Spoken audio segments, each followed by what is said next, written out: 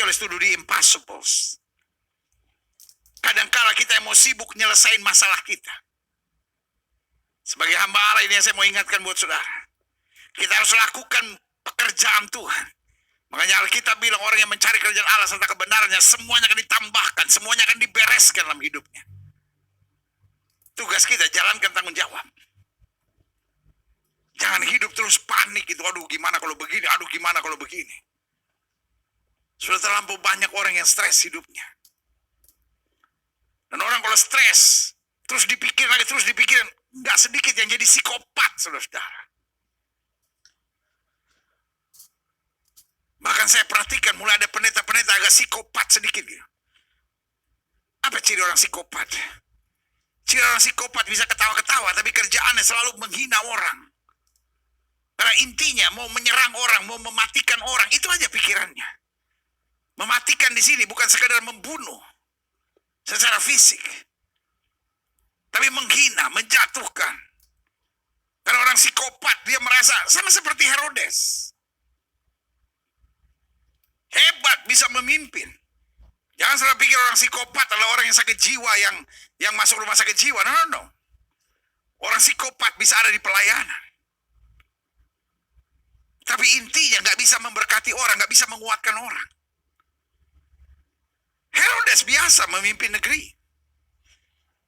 Sampai ada kumpulan orang-orang Majus yang tiba-tiba berkata, di mana raja yang baru dilahirkan itu?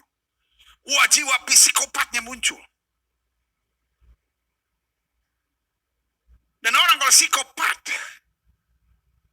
kata-kata makian, kata-kata cabul, kata-kata jorok, tindakan-tindakan yang nggak masuk akal dikerjakan, klaim-klaim yang nggak normal, itu ciri-ciri orang psikopat, saudara. Pemimpin-pemimpin tanpa disadari banyak terikat kerasukan dengan jiwa psikopat. Kenapa? Karena nggak ada rasa aman. Buat dia maju itu cuma bisa saya, berhasil cuma bisa saya. Kerjaannya hanya ngomongin saya lebih dari semua. Itu ciri-ciri orang psikopat. Tapi orang yang jiwanya aman, seperti doa Yesus di Taman Getsemani. Biar bukan kehendakku yang jadi, melainkan kehendakmu yang terjadi. Bayangkan. Kalau saya ingat cerita Getsemani, ini membuktikan bagaimana Kristus adalah orang yang aman.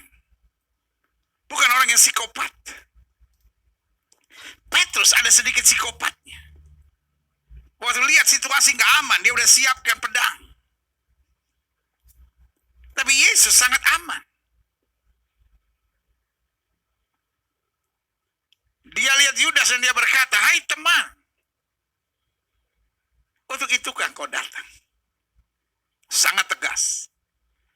Tapi pada saat yang bersamaan, jiwanya aman.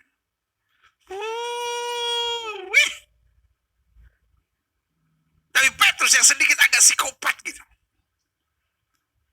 Nggak aman. Dia ambil pedang, dia tatakan telinga dari imam besar. Tapi Yesus yang aman ini, dia ambil telinga yang jatuh, dia kembali sembuhkan. Sambil dia berkata kepada Petrus, sarungkan pedang. Sebab orang yang hidup dengan pedang akan mati dengan pedang. Makanya di akhir zaman, iblis senang menaruh rasa tidak aman. Sehingga mendorong orang menjadi orang-orang psikopat, saudara. Dalam pelayanan tidak sedikit orang saling menjatuhkan, menghina, karena jiwa psikopatnya itu yang muncul. Saya harus yang terbaik. Saya tidak boleh tersaingi siapapun. Kelompok saya harus yang terbaik. Dan itu akan dipakai setan untuk menghambat semuanya. Karena spirit di dalamnya adalah roh Herodes. Yang mau membunuh. Yang mau menghambat. Supaya saya satu-satunya yang terbaik. Tapi lihat apa yang Yesus katakan. Kalau aku mau, aku bisa panggil pasukan malaikat di sorga untuk membela aku. kita harus menggenapi seluruh kehendak Allah. Saudaraku yang kasih dalam Tuhan. Orang kalau jiwanya aman, orang kalau jiwanya udah beres, tetap jadi berkat dalam segala situasi. Haleluya. Klik. Pergi. Beritakan Injil. Aku menyertai engkau sampai ke kesudahan alam. Dan kalau yang menyertai kita adalah Tuhan, pasti beres. Haleluya. Lukas 10 ayat 17-19.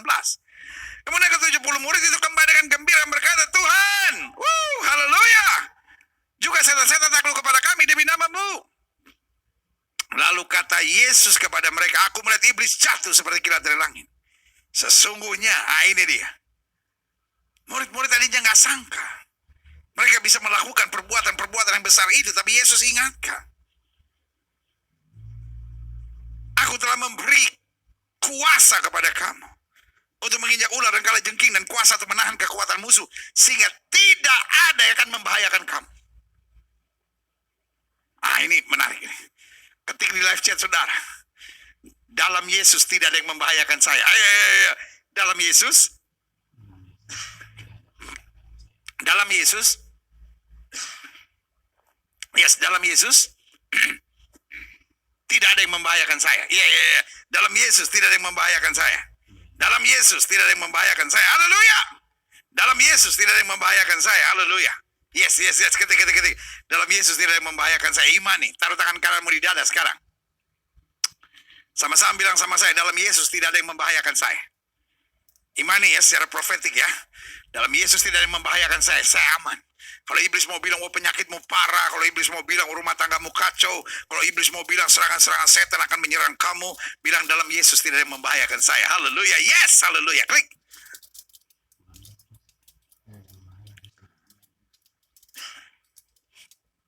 Saya catat di sini. Rasa aman harus menjadi langkah-langkah keseharian anak-anak Tuhan Yesus. Karena kalau kita nggak aman, itu yang saya bilang. Either kita jadi orang psikopat, either kita hidup depresi, either hidup kita tertekan, hidup kita penuh dengan dunia hayal, dan akhirnya tidak sedikit yang kompromi dan merasa ya, saya sih iring Tuhan. Tapi kalau saya nggak minum obat tidur, saya stres. Saya sih ikut Tuhan. Tapi kalau saya nggak minum sebotol, 2 botol, itu kayaknya jiwa saya gelisah. Saya ikut Tuhan sih. Tapi saya harus minum obat-obat antidepresan dalam hidup saya. Folks, saya bersama saudara dalam perjuangan saudara mengatasi depresi itu. Tapi ini yang saya mau bilang. Jangan jadikan obat antidepresan itu atau pelarian kompromistis itu menjadi zona nyaman dalam hidupmu. Tapi berjuang terus. Pelan-pelan mulai tinggalkan, lepaskan, mulai imani. Aku bisa dalam Yesus, aku bisa dalam Yesus. Saya bersama saudara dalam perjuangan saudara. Betul ada orang yang langsung bisa lepas. Tapi ada yang gradually. Tapi ini yang saya percaya. Dalam Yesus pasti ada jalan keluar. Sejauh kita tidak menjadikan itu zona nyaman kita, ya saya ikut Tuhan. Tapi nggak apa-apa loh kalau saya stres. Saya pergi ke pelacur. Saya ke karaoke. Wah. Ini yang saya bilang. Iblis senang membuat kita kehilangan rasa aman. Sehingga rasa aman kita didapat dari Yesus plus. Yesus plus karaoke. Yesus plus obat antidepresan. Yesus plus alkohol. Yesus plus vape. Yesus plus ganja. Yesus plus perselingkuhan. Hari ini dalam nama Yesus, tolak semuanya, hanya Yesus. Yang setuju sama saya katakan hanya Yesus. Hanya Yesus, hanya Yesus, hanya Yesus. Rasa aman harus menjadi dasar langkah keseharian anak Tuhan Yesus. Klik.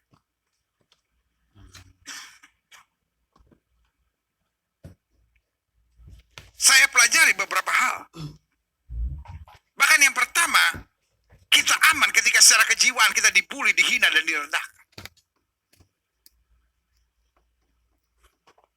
Banyak orang hari-hari jiwanya sakit. Dan saya pelajari kenapa jiwanya sakit.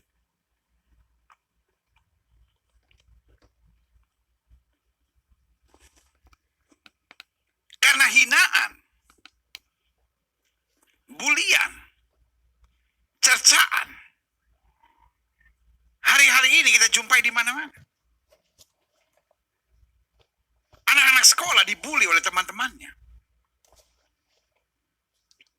Dibully oleh keluarganya. Orang tua seringkali nggak mau berempati. Suami merasa dibully oleh istrinya. Istri merasa dibully oleh suaminya. Di saat-saat seperti itu, banyak orang berontak. Banyak orang menjadi liar. Banyak orang berpikiran pendek. Banyak orang masa bodoh. Banyak orang jadi nekat. Tetapi di dalam Yesus, kita tak punya rasa aman dalam kejiwaan. Karena kita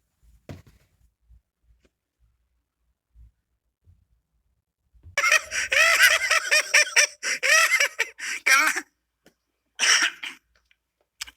gini, di medsos ada perdebatan yang paling kampungan. Dan itu bukan menjelaskan apa yang kau bicarakan, tapi menjelaskan tingkat pendidikanmu dan pemahamanmu yang sangat rendah. Karena ada banyak orang di media sosial yang selalu mempersoalkan, ini sebetulnya pendeta atau pastor? Karena tulisan pastor dianggap itu Katolik. Bacaannya pastor. Dan tidak pernah ada pastor Katolik. Karena Katolik dipanggilnya father.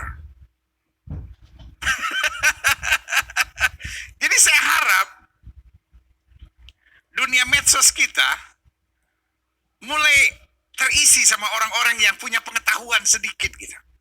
Karena kalau otaknya kosong, lalu bacotnya keras, lalu jempolnya ngotot, ketahuan bodohnya gitu. Orang-orang yang masih mempersoalkan. Jadi gini, bahasa Indonesia berasal dari bahasa Belanda, pastor. Tapi bacaannya pastor. Kemudian sampai di Indonesia dipanggilnya pastor atau romo. Lalu kemudian Kristen dipanggil pendeta atau reverend. Tetapi gembala itu disebut pastor. Bukan pastor. Bukan father. Jadi kalau saya sampai di Israel, banyak orang bilang, "Are you father?" "No, I'm pastor." Karena pastor artinya gembala sidang. So I am a pastor of a church. Dan saudaraku yang kasih dalam Tuhan, saya nggak mau disebut pastor Katolik karena itu bukan saya. Dan saya juga percaya pastor Katolik nggak mau disamakan dengan pastor atau pastor Pentekostal pastor, iya kan? Jadi jelas. Saya nggak tahu apa yang di otak orang-orang tertentu sampai pikir, kenapa sih pengen jadi pastor-pastor supaya kelihatan Katolik? Enggak, sama sekali nggak tertarik. Karena pastor Katolik juga nggak menikah toh. Saya punya istri, punya anak, thank God. Saya punya 3 cucu. Jadi saudara-saudara yang bersama menerima firman Tuhan ini, saya harap saudara bisa membantu edukasi kelompok-kelompok rendahan yang ada di medsos yang ngotot Dan gak bisa bedakan mana pastor dan mana pastor. Mana father dan mana pastor. Saya harap jangan ribut di medsos karena kelihatan kampungan sekali. Kelihatan norak sekali. Dan sekali lagi saya punya istri. Thank God I'm not a father. Thank God. Saya hormati, buat saya hebat. Karena pastor tidak menikah. Father is not married. Saya hormat. Tapi saya nggak terpanggil untuk menjadi pastor Katolik dan saya tidak akan mau menjadi pastor Katolik. Saya menikah. And thank God I'm proud of my Jesus. Saya bangga dengan doktrin gereja kami, Pentecostal Charismatic. Kami boleh menikah. Kami bisa punya anak. Dan thank God saya punya 3 cucu. Haleluya. Terus saya mesti jadi pastor Katolik? No. Saya hormat, saya hargai. Buat saya mereka adalah rekan-rekan yang hebat. Saya punya banyak teman-teman pastor Katolik. Baik di Indonesia, di Palestina, di Israel, di Amerika. Dan kita bergandengan tangan luar biasa. Banyak pekerjaan Tuhan yang kita jalani bersama-sama. Tetapi ada sekelompok orang aneh. Dan bangga sekali. Dan merasa diri paling benar. Saya juga mengetuk hati. Kawan-kawan saya. Pastor-pastor Katolik. Tolong buat sedikit pendidikan. Buat orang-orang muda. Jelaskan bahwa pastor itu bukan istilah buat orang Katolik. Tidak ada orang Katolik atau pastor Katolik yang disebut pastor. Tidak ada father di gereja Katolik yang dipanggil pastor. Karena pastor adalah sebutan untuk Protestan. Sebutan untuk karismatik dan Pentekostal. Dan saya harap kita bisa bekerja sama supaya jangan medsos-medsos kita terisi perdebatan-perdebatan kampungan norak gitu. Yang gak bermutu sama sekali gitu. Yang orang berpendidikan akan menertawakan. Saya mengetuk hati. Saudara-saudara saya yang saya hormati. Warga Katolik yang disayang Tuhan. Tolong beri pendidikan. Kepada mereka-mereka di dunia media sosial. Jelaskan bahwa dalam bahasa Inggris. Itu beda sekali. Antara father dan pastor. Dan saya harap jangan lagi media-media sosial kita diributkan sama yang murahan seperti itu. Karena yang di luar Kristen akan enak dengarnya. Dan we can do nothing. Kalau saya sebut pendeta, di luar negeri orang pikir, oh, are you Buddhist? Are you Hindu? Iya, pandita. Tapi saudaraku yang kasih dalam Tuhan. Saya harap ini dapat terselesaikan dengan baik. Dan as your pastor, saya mau jelaskan buat saudara. Bahwa bahkan kita aman. Ketika kita secara nyata-nyata dicurangi. Dijahati. Difitnah. Kenapa kita tetap aman? Karena kita tahu. Roma 8 ayat 28 bilang Allah turut bekerja dalam segala perkara untuk mendatangkan kebaikan. Tuhan izinkan semuanya itu. Supaya kita lebih rendah hati, kita lebih bersandar pada Tuhan dan lebih percaya. Bahwa Tuhan kita hebat, dasar dan luar biasa. Ketika kita aman. Bahkan ketika secara roh.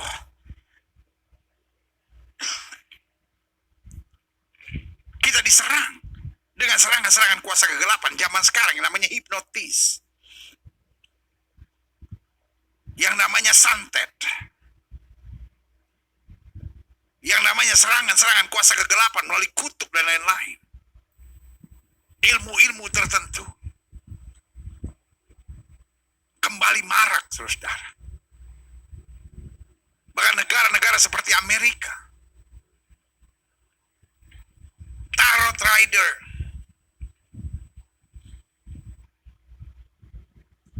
Baca tarot. Lalu promosi di jalan-jalan.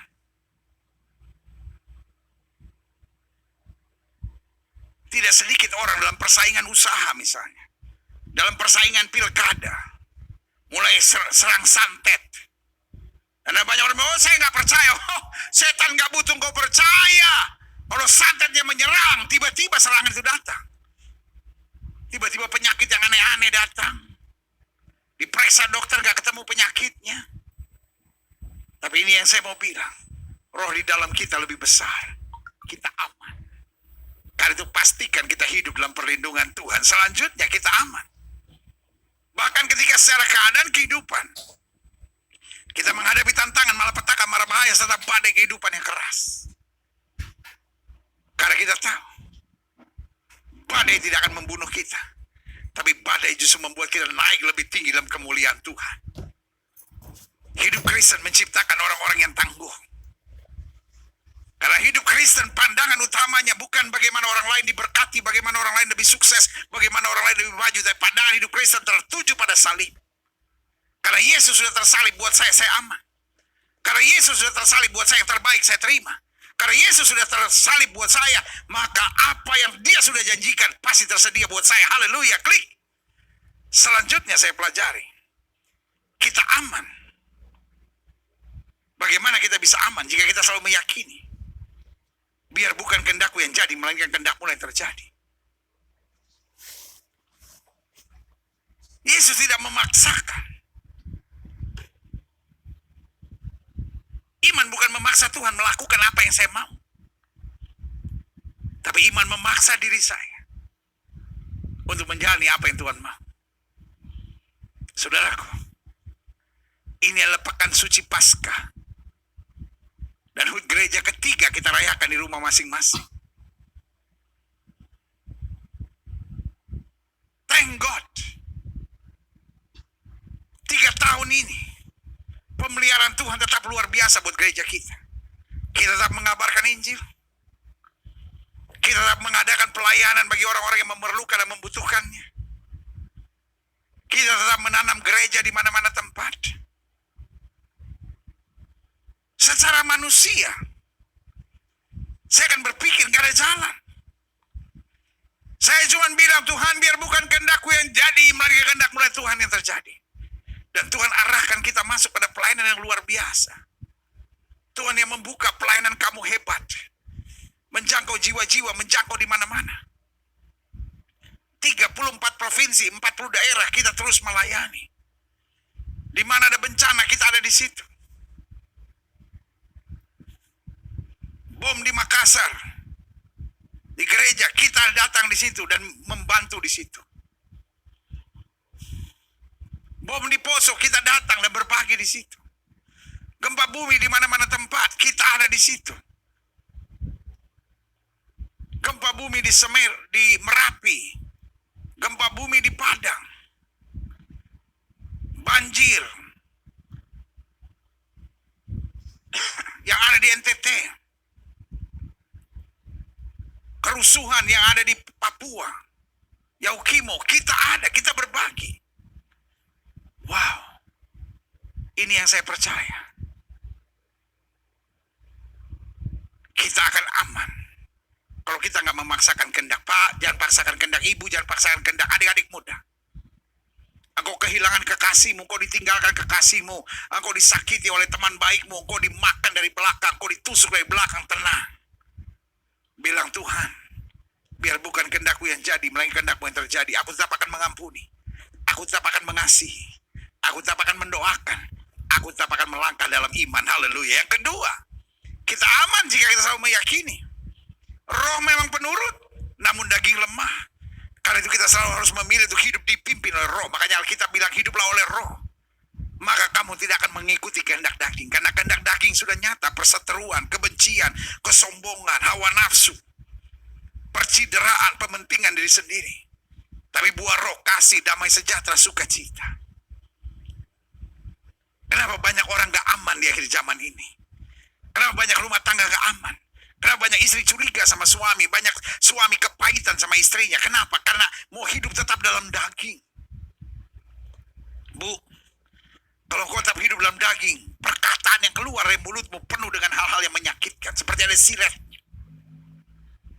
Tapi kalau kau dipimpin oleh Roh, kata-katamu penuh kasih, kata-katamu penuh penghiburan, penuh kekuatan. Pak, kalau kau hidup dalam daging, Pak, tindakan-tindakanmu, tindakan-tindakan yang melukai dan menghancurkan, karena itu yang iblis mau. Tapi waktu kau hidup dipimpin oleh Roh, maka kemuliaan Tuhan turun. Sehingga kuasa kematian dan kebangkitan Kristus mengarahkan kita pada kehidupan yang dahsyat. Haleluya. Yang ketiga, kita aman jika kita selalu meyakini manusia boleh mereka-rekakan yang jahat, Allah akan mereka-rekakan untuk kebaikan. Jadi kita nggak punya dendam, kita nggak punya kepahitan, kita nggak menyimpan luka di hati kita. Iya kan? Yusuf tenang aja dengan ancaman bahwa dia akan dihukum sebagai seorang pemerkosa. Hukumannya mati zaman itu. Tapi buat dia sederhana, manusia boleh mereka-rekakan yang jahat, Allah mereka-rekakan untuk kebaikan. Dunia makin keras. Tapi dengan kasih Kristus as your pastor, sebagai gembala saudara, sebagai sahabat rohani saudara, saya hanya mau mengingatkan buat saudara, satu, yakinlah bahwa hidup ini bukan kehendakku yang harus jadi, tapi kehendak Tuhan yang harus jadi.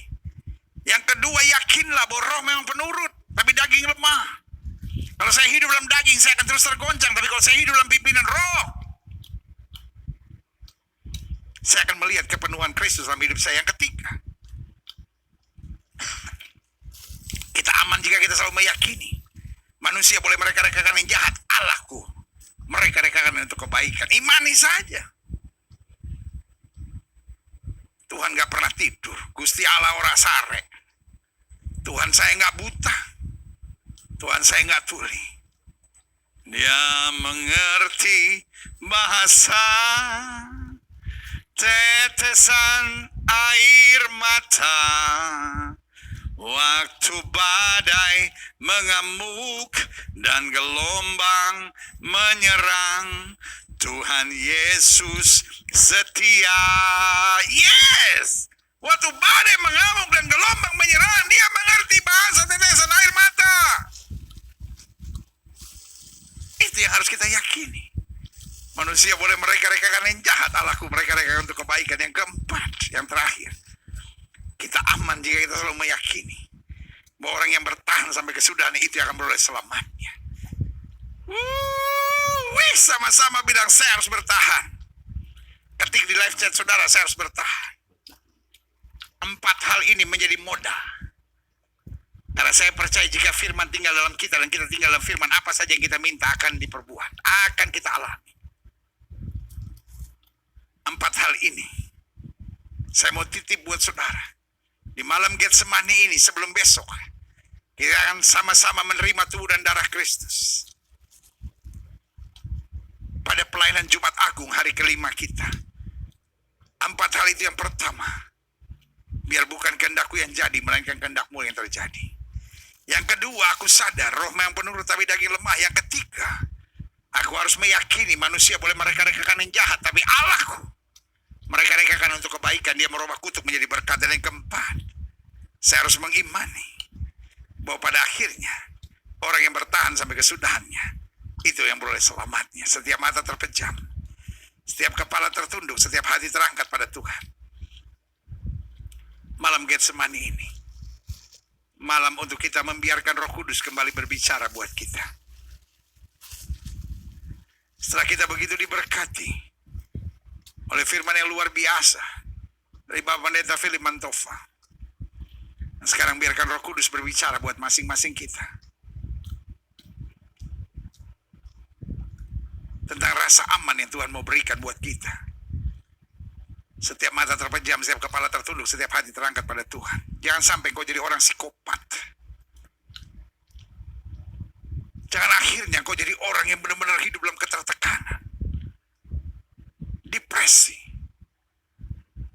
dan akhirnya selalu dikejar-kejar oleh intimidasi kegelapan. Kau jadi orang yang gak bisa ngampunin. Kau jadi orang yang diikat trauma. Engkau jadi orang yang gak bisa lihat orang lain lebih maju. Engkau jadi orang yang selalu menekan, mencari kekurangan, melihat semua dalam sudut kesalahannya. Kau gak bisa lihat sesuatu yang positif. Hanya hidupmu dan lingkunganmu. Engkau senangnya dipuji-puji, dijilat-jilat. Psikopat menguasai hidupmu. Jika itu doamu, taruh tangan kananmu di dada. Banyak pemimpin dikuasai oleh roh Herodes. Kelihatannya normal, tapi psikopat. Cuma selalu nyerang, selalu menghina, kata-katanya gak teratur. Tapi hari ini sebagai hamba Allah, saya hanya mau ingatkan buat saudara. Kita dipanggil untuk membawa damai.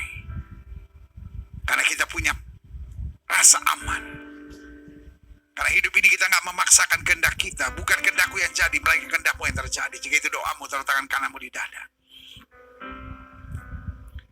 Dalam hidup ini kita tahu, roh memang penurut tapi daging lemah. Petrus yang mengandalkan dagingnya tertidur. Tapi Petrus yang dipenuhi dengan Roh Kudus bangkit dan memberitakan firman. Jika itu doamu, taruh tangan kananmu di dada. Biarlah kita diingatkan bahwa orang yang bertahan sampai kesudahan itu yang beroleh selamatnya. Jika itu doamu, taruh tangan kananmu di dada. Kita doa Bapa. Dunia hari-hari ini menciptakan rasa tidak aman. Dunia hari-hari ini menciptakan manusia-manusia yang depresi. Manusia-manusia yang psikopat. Manusia-manusia yang hidup dalam rasa minder, rasa bersalah, penuh dengan trauma. Tapi hari ini hamba berdoa di dalam nama Yesus Tuhan jamah. Biar rasa aman, rasa aman, rasa aman, rasa aman. Bahkan di tengah badai, di tengah kegagalan, di tengah kami difitnah, kami disakiti, kami dibully. Mungkin secara kejiwaan kami rusak. Secara kejiwaan mungkin kami terluka. Tapi hari ini kuasa kemuliaan-Mu melalui kuasa salib membalut luka-luka kami. Menjadikan orang-orang yang tenang dan aman dalam perlindungan-Mu. Karena Kau gunung batu kami, kota benteng kami, kubu pertahanan kami. Yang mengeluarkan kaki kami dari jaring dan memberi kepastian tenang dalam kuasa kemuliaan-Mu. Para pebisnis rasa aman dan tenang. Suami-suami aman dan tenang. Istri-istri aman dan tenang. Adik-adik muda aman dan tenang. Para pelayan-pelayan Tuhan aman dan tenang. Bukan saling bersaing, bukan saling menjatuhkan, bukan saling menghina, bukan saling merendahkan. Roh psikopat kami tolak keluar dalam nama Yesus. Roh damai sejahtera turun dalam kasih-Mu yang sempurna. Terima kasih Tuhan Yesus. Inilah waktunya. Dengan rasa aman dalam hidup kami, kami membawa damai, kami membawa semangat, kami mengabarkan Injil, kami menjalankan tugas tanggung jawab kami. Karena Engkau menyertai kami sampai kesudahan alam. Kalau kami disakiti, kami memberkati. Kalau kami menghadapi badai, kami tersenyum dan bersyukur sebab Allah itu baik. Bahwasanya itu selama-lamanya kasih setianya. Terima kasih Tuhan Yesus. Lihat setiap mereka yang taruh tangan kanannya di dada, jamah dengan kasih-Mu. Terima kasih Tuhan. Setiap saudara yang taruh tangan kanan saudara di dada, ulangi doa saya, katakan Tuhan Yesus. Dengan keras sama-sama katakan Tuhan Yesus. Aku anak-Mu. Mulai hari ini, lepaskan aku dari segala ketakutan, kekhawatiran, roh psikopat, roh depresi, ikatan-ikatan yang membelenggu. Karena mulai hari kami terima dengan iman rasa aman dari sorga. Karena kami belajar berserah, kami belajar mengimani bahwa Allah terus bekerja dalam segala perkara untuk mendatangkan kebaikan. Kami imani bahwa manusia boleh mereka-rekakan yang jahat, Allah mereka-rekakan untuk kebaikan. Kami imani bahwa bukan kehendak-Ku yang jadi, melainkan kehendak-Mu yang terjadi. Kami imani roh yang penurut tapi daging lemah. Kami imani orang yang bertahan sampai kesudahan itu yang beroleh selamatnya. Terima kasih Tuhan Yesus. Terima kasih. Saudaraku, firman Tuhan katakan disampaikan oleh firman dan disembuhkan yang sakit. Malam ini juga adalah malam kesembuhan buat setiap saudara. Di malam Getsemani ini saya percaya kuasa kesembuhan yang mengalir. Saudara-saudara yang ini doakan secara khusus. Taruh tangan kananmu di dada dan kita doa Bapa. Setiap jemaat yang sementara sedang beribadah di rumah mereka masing-masing, Kalau ada yang sakit, ini waktunya kuasa Tuhan mengerjakan mujizat. Firman-Mu berkata, orang percaya tepang tangan buat yang sakit dan yang sakit disembuhkan dengan iman. Kami praktekkan firman Tuhan ini. Kami letakkan tangan kanan kami di bagian tubuh kami yang sakit. Kami tolak sakit penyakit, kami tolak kelemahan tubuh, kami tolak campur tangan kegelapan. Kami patahkan kuasanya di dalam nama Yesus. Saya setan sakit penyakit. Aku tidak punya kuasa atas tubuh orang percaya, karena tubuh kami telah dibeli dengan harga mahal darah Yesus. Oleh darah yang tercurah tubuh kami adalah bait Roh Kudus, bukan tempat penyakit. Kami perintahkan sekarang keluar dalam nama Yesus. Kuasa kesembuhan, berkat, mujizat mulai terjadi, karena kami percaya Yesus. Kami tidak berubah dulu, kemarin, hari ini, dan sampai selama-lamanya. Dengan iman kami nyatakan, oleh bilur-bilur Kristus kami yang percaya sudah dijamah dan disembuhkan Tuhan dengan kuasa-Mu yang luar biasa. Terima kasih Tuhan. Tambahkan iman kami, karena sesuai dengan iman kami jadi pada kami. Segala virus, bakteri, kuman, infeksi, serangan kegelapan keluar dalam nama Yesus. Kemuliaan Tuhan turun. Haleluya. Terima kasih Bapak. Setiap saudara yang sudah doakan kesembuhan, tanamkan dalam roh, aku sembuh oleh bilur Yesus. Jangan bimbang. Karena Alkitab berkata sesuai dengan imanmu jadi padamu. Dan sekayu salib Yesus berkata sudah selesai. Semua harga dosa, harga penyakit, harga penderitaan sudah diselesaikan Yesus dan sekayu salib.